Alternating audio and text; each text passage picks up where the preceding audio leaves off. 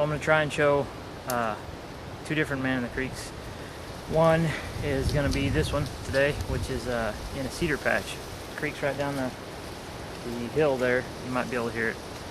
Anyway, I want to do it in cedar patch because you get different results when you use conifers, dead conifers over dead hardwoods. Usually with dead conifers, if you get lucky too, you can find some that, you know, the needles are still on and brown. Those go up like gasoline. So you can get waist-high flames really fast. Whereas with hardwoods, all you have is the sticks. So it's not quite as easy. So this man in the creek is going to be with evergreens and shrubbery, bushes, things like that. The quick fuel. But you're going to have to think about feeding your fire after that, because if you do have to do the man in the creek, you're trying to dry out. It's going to take more than just waist-high flames for a minute. Man in the creek, like I said in the other video, comes from, was taught to me by Terry Barney, who was a Iowa woodsman on YouTube. And he said that they used to do this drill whenever he was a survival specialist or survival instructor, they call him, for the U.S. Air Force back when he was in. The idea is to train yourself, or to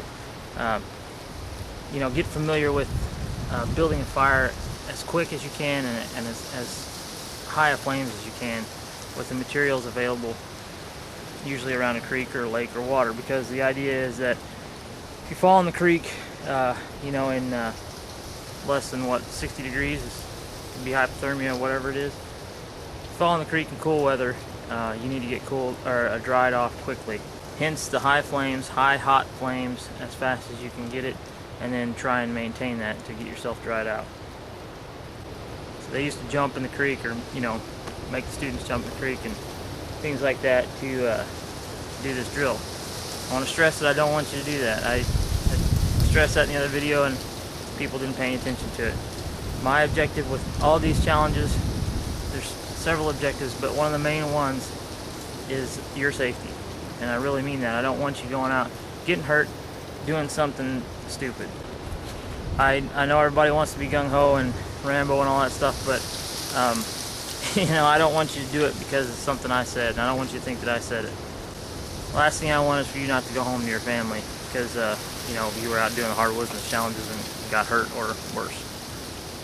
One thing I forgot, a lot of people, due to fire laws and stuff like that, they can't do these challenges anywhere they want. So a lot of them can't do it by a creek or a stream or a river. But if you can, if it's at all possible, do this by the creek or stream or river, because that's where you're gonna get into trouble. And different plants and different trees grow by streams and rivers and valleys and in river bottoms. So doing it on the high ground may not get you as trained up as you need to be for when you actually need it. So anyway, two versions. One's gonna be where I am today, which is in a cedar patch. If you use evergreens and shrubbery, you'll get a lot higher flame a lot faster. If you do it with just hardwood stuff, it's gonna take a lot longer, because all you have is a stick. I got my fire kit out. I got a brush hook. Get whatever tool you think you're gonna need. It's best to be able to just grab it with your hands, but that's not always possible. So take some kind of a cutting tool with you. All right, so you see I don't have a spot cleared out. I got a bunch of snow here. I'm not worried about putting this fire out. I got plenty of material to put it out with. If you're doing this on leafy ground or a lot of duff on the ground, if you're in a boreal forest, clear a spot. You know that, but I got to tell you, because if I don't, the keyboard commandos are going to come in and tell me that Ray does it differently and I did it wrong. So there you go. All right, ready, set, go.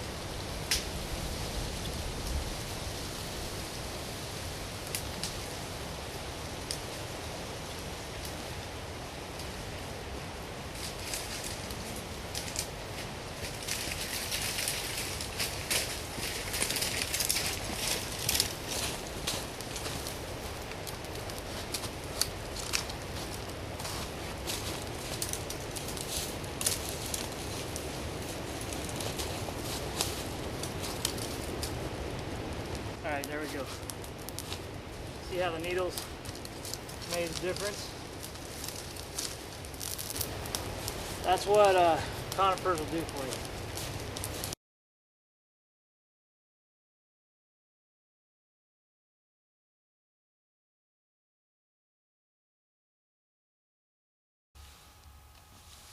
Ready, set, go.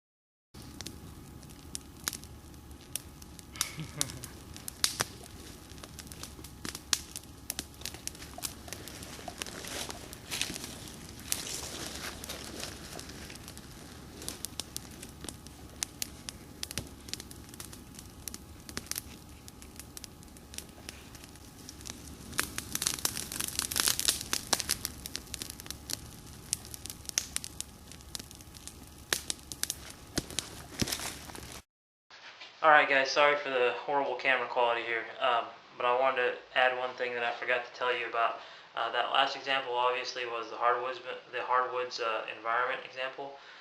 The scenery behind me was the Missouri River, and it just flooded out through there. So if you train this and you're in a hardwoods environment, you need to train in, of course, the river bottoms or the creek bottoms. That's going to be a realistic way to train for you.